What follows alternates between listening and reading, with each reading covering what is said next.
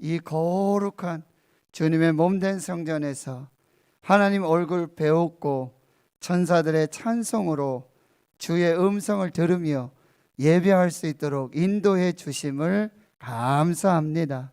이제 말씀 앞에 섭니다. 말씀하여 주시옵소서. 듣고 살게 하여 주시옵소서. 감사드리옵고 예수님의 이름으로 축복하고 기도하옵나이다. 아멘. 우리 다시 한번 하나님께 영광의 박수 올려드리시겠습니다. 우리 전우자회 한번 이렇게 서로 축복하고 위로하면서 오늘 말씀을 한번 시작하겠습니다. 기도하던 다니엘에게 천사 가브리엘이 와서 위로하고 축복했던 그 말씀이에요. 자, 서로 한번 바라보시겠습니다. 그리고 따라 하시겠습니다. 큰 은총을 받은 자여, 큰 은총을 받은 자여, 두려워하지 말라. 평안하라. 강건하라. 강건하라. 할렐루야. 이 축복대로 이루어질 줄 믿습니다. 큰 은총을 받은 자여, 두려워하지 말라. 평안하라. 강건하라. 강건하라. 할렐루야. 우리는 성탄을 기다리고 있습니다. 그런데요, 초대교회는 오랫동안 성탄절을 지키지 않았습니다. 성탄절은 로마 황제 콘스탄티누스 대제가 313년 밀라노 칙년으로 이 로마의 국교를 기독교로 공인한 후에 354년 로마 교회에서 처음 시작됐습니다. 처음부터 성탄절이 있었던 것이 아닙니다. 그리고 379년 콘스탄티노폴에서 388년 안디옥 교회에서 성탄절을 기념하고 경축을 하다가 그 후에 세계 교회가 성탄절을 기념하게 되었습니다. 사실 우리는 예수님께서 언제 태어나신 그 날짜를 정확히 모릅니다. 그래서 지역에 따라 성탄절을 지키는 날짜가 다릅니다. 요즘 코로나19 팬데믹에 크리스마스 유머가 돌고 있더라고요. 무슨 얘기냐면 올해 산타는 12월 25일에 오지 않는다고 합니다. 왜냐하면 12월 25일 새벽에 도착해서 2주간 자가 격리를 하고 1월 9일 돼서 도착한다는 카더라 통신이 있더라고요. 크리스마스 날짜 중요하지요. 그러나 우리가 정말 기억하고 기념해야 될 것은 12월 25일이라는 날짜가 아니라 하나님이신 구원자 예수님께서 사람의 모양으로 우리 가운데 임마누엘 하신 이 성탄의 참된 의미를 기억하고 기념해야 합니다. 오늘 대리변 네 번째 주일인데요, 오늘 본문을 통해서 우리에게 주시는 하나님의 메시지를 듣도록 하겠습니다. 첫 번째 메시지는요, 성탄은 예수 그리스도로 시작되는 새로운 창세기입니다. 성탄은 예수 그리스도로 시작되는 새로운 창세기다. 오늘 여러분 본문의 18절의 말씀을 보시면 예수 그리스도의 나심은 이러하니라. 예수 그리스도의 나심, 이 나심이라고 번역된 히브리어가 게네시스라고 하는 건데요, 태초, 출생, 기원이라는 뜻을 가지고 있어요. 그런데 여러분, 창세기의 히브리어 성경의 이름이 게네시스입니다. 그러니까 성탄은 예수 그리스도 안에서 새로운 창세기가 시작되는 거예요. 예수 그리스도의 탄생, 예수 그리스도의 기원, 예수 그리스도로 말미암는 새로운 창세기의 탄생을 예수 그리스도의 나심은 이러하니라. 그의 어머니 마리아가 요셉과 약혼하고 동거하기 전에 성령으로 잉태된 것이 나타났다.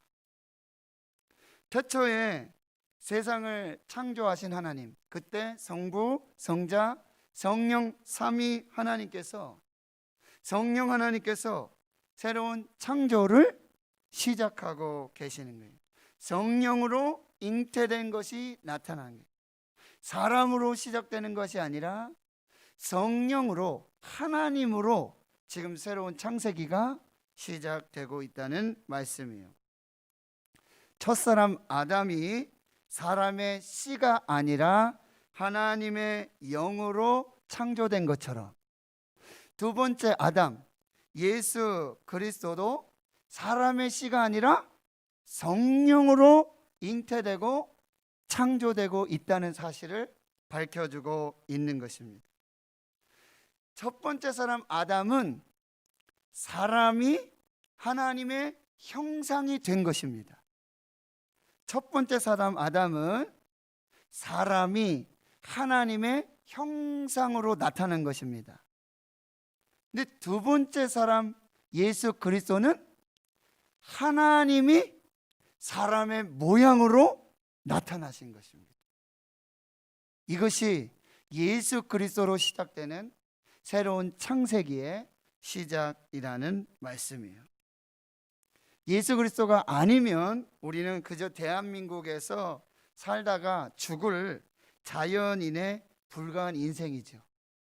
그런데 예수 그리스도 때문에, 예수 그리스도로 시작된 새로운 창세기로 말미암아 우리는 하나님의 백성이 되고 하나님의 자녀가 되었습니다. 예수 그리스도의 나심을 통해서, 성탄을 통해서 새롭게 우리 인생의 창세기가 시작되었다는 말씀이에요. 이게 성탄의 의미라는 거예요. 예수 그리스도를 통해서 새로운 창세기가 쓰일 수 있도록 오늘 본문에 마리아가 등장하는데, 이 마리아는 자신의 전부를 내어 드리게 됩니다. 마리아는 요셉과 약혼을 했어요. 약혼자임에도 불구하고 19절에는 요셉을 그의 남편이라고 부르고 있고 20절에서는 마리아를 내 아내라고 부르고 있습니다. 결혼 후에 남편이라고 그러고 아내라고 하는 거죠. 근데 약혼만 했는데도 남편이라고 그러고 아내라고 지금 부르고 있는 것이지요. 당시에 약혼을 하면 법적으로 또 관습적으로 부부라고 인정했기 때문입니다. 그래서 여러분, 약혼 관계가 깨어지면 우리는 지금 파혼이라고 하죠. 그런데 당시에 약혼이 깨어지면 이거는 뭐예요? 이혼이라고 하고 이혼 증서를 작성했습니다. 결혼식을 올리기 전에 남편이 죽었어요. 약혼한 남편이 죽었어요. 그러면 그 여자는 과부가 됩니다. 또 약혼한 여인이 성적인 부정행위를 하게 되면 간음으로 정죄를 받았어요. 그런데 오늘 마리아는 예수 그리스도를 통해 성령으로 시작하시는 이 새로운 창세기, 하나님의 역사에 자기 자신의 전부를 내어드리고 있다는 사실이에요. 어떻게 이런 순종이 가능했을까? 누가복음 1장 38절에 마리아가 이르되 주의 여종이 오니 말씀대로 내게 이루어지이다. 나는 주의 여종입니다. 나는 하나님의 종입니다. 말씀대로 내게 이루어지길 원합니다. 라고 고백을 하니 천사가 떠나가게 되는 일이 나타나게 되어지는 것이죠. 여러분, 마리아의 순종은 마리아 자신이 하나님 앞에서 누구인지를 깨닫고 하나님 앞에서 자기 자신의 정체성이 무엇인지를 고백하기 시작했을 때, 그때 순종의 역사가 시작되는 거예요. 나는 하나님의 종입니다. 나는 하나님의 여종입니다. 여기에 순종과, 그래서 하나님이 시작하시는 새로운 창세기의 역사가 시작되고 있다는 말씀이에요. 마리아는 자기 자신이 누구인지를 알았어요. 그래서 나는 하나님의 여종입니다. 나는 하나님의 종입니다. 그래서 자기 자신을 하나님의 종으로 드리고 헌신하고 순종함으로부터 지금 성탄이 시작되고 있다는 말씀. 이 말씀 묵상하면서 제 자신이 많이 부끄러웠습니다. 저도 말로는 하나님의 종이라고 말하고 있죠. 그리고 하나님의 뜻이 이루어지도록, 하나님의 말씀이 이루어지도록 그렇게 하나님 앞에 살고자 노력하고 있다는 거예요. 그런데 마리아처럼 자신을 희생하며 정말 나는 주님의 종입니다, 나는 하나님의 종입니다 라고 내어드리지 못할 때가 너무나 많았다는 거예요. 나는 종도 아니었고 내가 주인이었어. 내가 주인이었어. 내가 하나님이었어. 그러면서 말로는 하나님의 종이라 그러는 거예요. 이것이 하나님 앞에서 얼마나 부끄러웠는지 모릅니다. 종은 높은 자리에서 대접을 받는 사람이 아닙니다.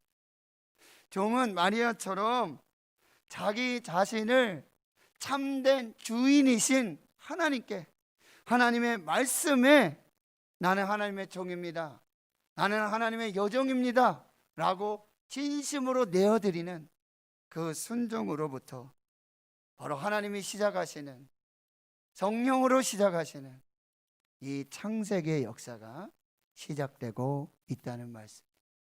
여러분 모두가 하나님의 종이 되실 수 있기를 축원합니다. 하나님의 종을 통해, 하나님의 여종을 통해 말씀대로 이루어 주시고 하나님의 뜻이 이루어지기를 자신의 삶을 들여서 종으로 고백하며 그렇게 헌신하는 그곳에서 성탄이 시작되고 있는 것입니다. 그 종으로서의 순종함을 통해서 하나님은 새로운 창세기를 시작하고 계시는 것입니다. 두 번째, 이 성탄은 의로운 사람 요셉과 그 요셉의 믿음과 순종을 통해서 구원자 예수 그리스도를 보내신 하나님의 역사입니다. 성탄이란 의로운 사람, 이 요셉의 믿음과 순종을 통해서 구원자 예수 그리스도가 이 땅에 오시는 그 하나님의 역사가 성탄의 의미라는 거예요. 여러분 19절에서 21절을 보시면은 성경은 그의 남편 요셉이 의로운 사람이라고 기록하고 있고요. 그 의로운 행동은 그를 드러내지 않고 가만히 끊고자 이 일을 생각하고 있었다, 기도하고 있었다는 거죠. 하나님의 계획이 뭐지? 하나님의 뜻이 무엇이지? 그때 주의 사자가 현몽에서 말하고 있는 거예요. 다윗의 자손 요셉아, 내 아내 마리아 데려오기를 두려워하지 말고 무서워하지 말아라. 그에게 잉태된 것은 다른 남자, 다른 사람의 씨로 된 게 아니라 성령으로 된 것이고 아들 낳을 것이고 이름을 예수라 하라. 그 예수는 자기 백성을 그들의 죄에서 구원할 구원자이시다 라고 지금 계시를 주고 있는 것이죠. 요셉은 의로운 사람으로 평소에도 하나님을 경외하고 하나님의 말씀대로 살았던 사람이에요. 이 마리아의, 약혼한 여자 마리아의 임신 소식을 듣고 고민이 많았을 것이에요. 그런데 결혼을 하지 않고 약혼만 하고 파혼을 한다면, 혼인하지 않을 경우에는 임신만 시켜놓고 아내를 버렸다는 비난을 받을 수도 있는 것이고요.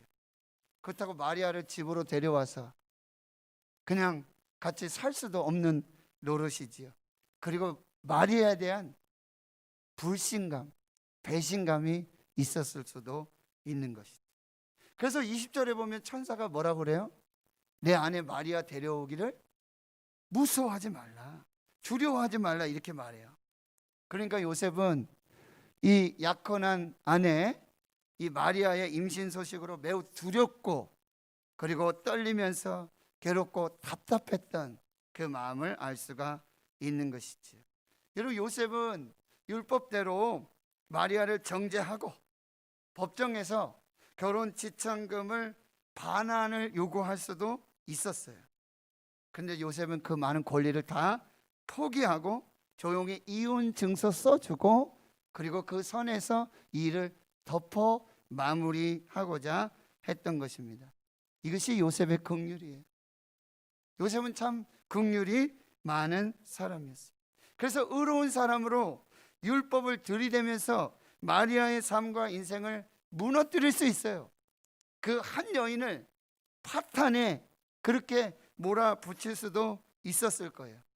그런데 여러분, 여기에 의로운 사람 요셉의 그 믿음과 순종을 볼 수 있는데요, 하나님의 말씀을 문자적으로만 적용한다고 해서, 하나님의 말씀대로 문자적으로 적용해서 순종한다고 해서 순종하는 것이 아니라는 거죠. 하나님의 말씀에 계획된 하나님의 뜻, 하나님의 섭리, 하나님의 이 놀라운 은혜를 살펴보면서, 그리고 그 말씀에 순종하는 것, 이것이 진정한 참된 순종이 되는 것이죠. 요셉은 그냥 표면상으로 율법에 순종하는 사람처럼 보였지만 자신의 명예, 그 돈보다도 마리아의 삶과 인생을 먼저 생각하는 그런 따뜻한 긍휼을 가진 의로운 사람이었다는 거예요. 그냥 머리로만, 지식으로만, 율법으로만 그렇게 사는 사람이 아니라 이 가슴이 뜨겁고 사랑으로, 그리고 긍휼로 충만한 의로운 사람이었다는 거예요. 이제 21절을 여러분 보시면은요, 천사가 이렇게 말하죠. 아들 낳을 것이고 이름 예수라 하라. 그 예수라 하는 이름의 뜻은 자기 백성을 그들의 죄에서 구원할 자이다 라고 설명해 줘요.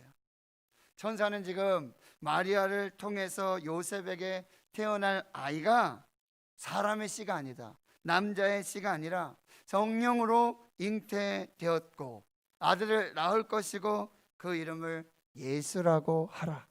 이는 그가 자기 백성을 그들의 죄에서 구원할 구원자가 될 것임을 지금 말씀해 주고 있는 것이죠. 성령으로 잉태돼서 사람의 모양으로 오시는 구원자 예수님께서 이 땅에 오셔서 무슨 일을 하실지 그 사명까지도 지금 알려주고 계시는 거예요. 그러니 24절 25절에 보면 요셉이 이제 꿈에 깨서, 잠에서 깨어서 주의 사자의 분부대로 그의 아내 마리아를 데려옵니다. 그렇지만 아들을 낳기까지 동침하지 않습니다. 아들을 낳고 그의 이름을 예수라고 천사가 가르쳐 준 대로 그렇게 예수로 이름 짓게 되어지는 것입니다. 여러분, 이 이름에서 이 아이의 출생의 목적이 무엇인지 우리는 알 수 있어요. 그것은 구원입니다. 예수님은 자기 백성을 그들의 죄에서 구원할 구원자로 구원을 이루시기 위해 인간의 몸을 입으시고 이 땅에 오시는 하나님이십니다. 사람의 죄를 구원할 분은 오직 하나님 한 분이십니다. 그래서 하나님은 예수님을 보내셨습니다. 예수님은 자기 백성을 구원하기 위한 배송물로 이 땅에 오셨습니다. 성탄의 진정한 의미는 이 의로운 사랑, 율법의 머리만, 지식만 있는 사람이 아니라 그 가슴에 뜨거운 성령의 감동과 하나님의 사랑과 하나님의 긍휼의 마음을 가지고 믿음으로 순종한 이 의로운 사람 요셉을 통해 이 땅에 구원자 예수 그리스도를 보내시는 하나님의 역사, 그것이 성탄의 두 번째 의미라고 말씀하고 있어요. 이제 마지막 세 번째 성탄의 진정한 의미는 임마누엘입니다. 성탄이란 뭐냐? 임마누엘입니다. 하나님이 지금 여기 우리와 함께 계심, 이게 성탄이에요. 하나님 멀리 계신 하나님이 아니라, 우리가 볼 수도 없고 만날 수도 없는 하나님이 아니라, 하나님이 지금 여기에 나와 함께 계신다, 이게 성탄이에요. 이것이 성탄의 진정한 의미라는 거예요. 오늘 22절 23절을 보시면은 이 모든 일에 된 것이 주께서 선지자로 하신 말씀을 이루려 함이고, 그 예언의 말씀은 보라 처녀가 잉태하여 아들 낳을 것이고 그 이름을 임마누엘이라 하리라. 이를 번역한즉 하나님이 우리와 함께 계시다. 성탄은 임마누엘, 하나님이 우리와 함께 계심, 이것이 성탄입니다. 구원자 예수, 임마누엘 하나님, 이 성육신은 즉흥적으로 이루어진 일이 아니에요. 하나님께서 예수님 탄생하기 전에 약 700년 전에 이사야 선지자를 통해서 약속하신 그 말씀대로 이루어지는 것이 성탄입니다. 예수 그리스도의 복음은 예수님과 제자들이 갑자기 만들어낸 것도 아닙니다. 하나님께서 이사야 선지자를 통해 구약 성경에 예언하신 그 말씀 그대로 처녀의 몸에서 성령으로 잉태된 하나님의 아들 예수 그리스도가 오실 것이고 그 이름은 임마누엘이다. 하나님이 지금 여기에 우리와 함께 계신다. 이것이 성탄이다. 이렇게 말씀하고 계시는 것이죠. 사람들은 종종 그런 질문을 해요. 왜 예수님만 구원자이십니까? 왜 예수님만 구원자입니까? 왜 다른 종교에는 구원이 없습니까?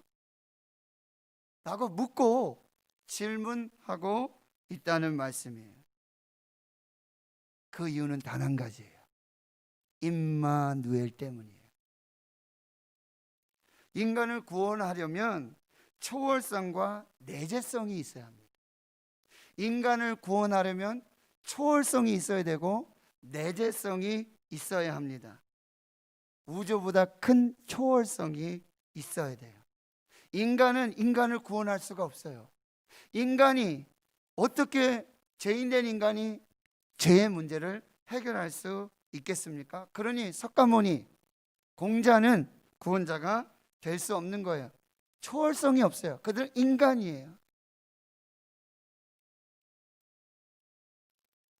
내재성, 이것은 무슨 말씀이냐면 다른 종교의 신들의 예를 들어보면 여러분 유대교의 여호와 하나님 뭐 이렇게 부르죠. 그리고 또 이슬람의 알라 신 이렇게 부릅니다. 그런데 이들은요, 그들에게는 우주보다 큰 초월성을 가지고 있어요. 여호와 하나님 그리고 알라 신, 그들 똑같이 얘기하죠. 그들도 창조주이고 그들도 심판주라고 말해요. 초월성은 가지고 있다고 말하고 있어요. 그런데 그들에겐 내재성이 없어요. 이 임마누엘이 없다는 말씀이에요. 이건 무슨 얘기냐면 그들이 스스로 사람이 돼서 인간이 돼서 그들 가운데 함께하지 않았다는 말씀이에요. 유대교는 여러분 여호와 하나님을 믿지만 아직도 예수 그리스도의 성육신을 믿지 않습니다. 예수 그리스도는 그냥 선지자 중에 한 사람일 뿐이에요. 인간일 뿐이에요. 그러니 그들이 믿는 여호와 하나님은 내재성이 없고 그리고 알라신 또한 내재성이 없게 되어지는 것이죠. 그래서 그들은 뭐예요? 자력으로 구원을 받는다라고 얘기하고 있어요. 선을 행하거나 진리를 터득하거나 종교적 계명을 지키고 행위로 구원받는다고 가르치고 있어요. 자기 힘으로 구원받는다고 말하고 있어요. 그러나 유일하게 기독교는 다릅니다. 유일하게 기독교는 다릅니다. 기독교는요, 우리 힘으로 자력으로 우리 공로로 구원받는 종교가 아닙니다. 오직 예수 그리스도를 구원자로 믿으면 하나님이 은혜를 주셔서 구원을 주시는 것입니다. 하나님이 세상을 이처럼 사랑하사 독생자를 주셨으니 이는 저를 믿는 자마다 멸망하지 않고 영생을 얻게 하려 하심이라. 이게 복음의 진리라는 말씀입니다. 예수님은 성령으로 잉태되셔서 우리의 구원자가 되시려고 인간의 몸으로 이 땅에 오셨어요. 그래서 예수님은 완전하신 하나님이에요. 초월성이 있으세요. 예수님은 완전하신 인간이에요. 내재성이 있어요. 말씀이 육신이 되어 우리 가운데 거하심에 우리가 그의 영광을 보니 아버지의 독생자의 영광이요 은혜와 진리가 충만하더라. 예수님은 우리의 죄를 대속하시기 위해, 우리를 죄에서 구원하시기 위해 하나님이 인간이 되셨고, 그리고 우리와 함께 하시기 위해 하나님이 인간의 몸으로 임마누엘 하신 것, 그것이 성탄이라고 한다는 것입니다. 사랑하는 성도 여러분, 말씀을 정리합니다. 예수 그리스도의 나심으로 우리 인생에 새로운 창세기가 시작되었습니다. 성령으로 행하시는 그 새로운 창조의 역사에 저와 여러분을 구별하여 예정해 주셨습니다. 우리도 마리아처럼, 우리도 요셉처럼 나는 하나님의 종입니다. 나는 주의 종입니다. 믿음으로 순종하며 의로운 삶을 하나님 앞에 드릴 때 하나님은 저와 여러분을 통해서도 새로운 창세기의 역사를 시작하시는 것입니다.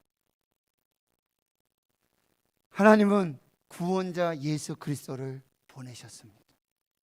우리를 죄에서 구원하시기 위해 인간의 몸으로 구원자 예수 그리스도를 보내주셨습니다.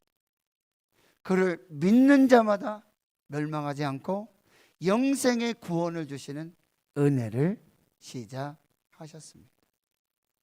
성탄의 마지막 의미는 임마누엘입니다. 하나님이 지금 여기 나와 우리와 함께 하심, 이것이 진정한 성탄이에요. 세상 곳곳에 그들이 임마누엘 찬양하고 하나님이 여기 계신다, 하나님이 나와 함께 하신다, 그 고백이 중요한 게 아니라 오늘 예배하는 저와 여러분이 지금 여기 나와 하나님이 함께 하신다, 지금 내 안에, 우리 교회 안에, 우리 가정에, 이 나라 민족 가운데 임마누엘 하나님이 함께 하신다, 이 고백 위에 진정한 성탄의 놀라운 은혜와 축복이 나타나게 될 줄 믿습니다.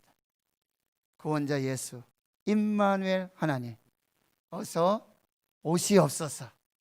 기뻐하고 찬양하고 감사하며 영광 돌리며 증거하고 선포하는 복된 성탄의 역사가 있기를 주의 이름으로 축원합니다. 하나님 감사합니다. 오늘 말씀 앞에 서게 해 주시고 예수 그리스도의 나심을 통해 우리 인생의 새로운 창세기의 역사를 시작하신 하나님 감사합니다. 구원자로 나를 죄에서 구원하실 완전하신 하나님, 완전하신 사람으로 구원자 예수로 이 땅에 오신 아기 예수 그리스도를 찬양합니다. 눈에 보이지 않아도, 지금 우리가 만질 수 없어도, 지금 우리가 볼 수 없어도 하나님 임마누엘, 우리와 지금 여기 함께 계시는 줄 믿습니다. 내 안에, 교회 안에, 가정 안에, 우리 삶의 현장에 임마누엘로 오시옵소서. 예수님의 이름으로 기도하옵나이다. 아멘.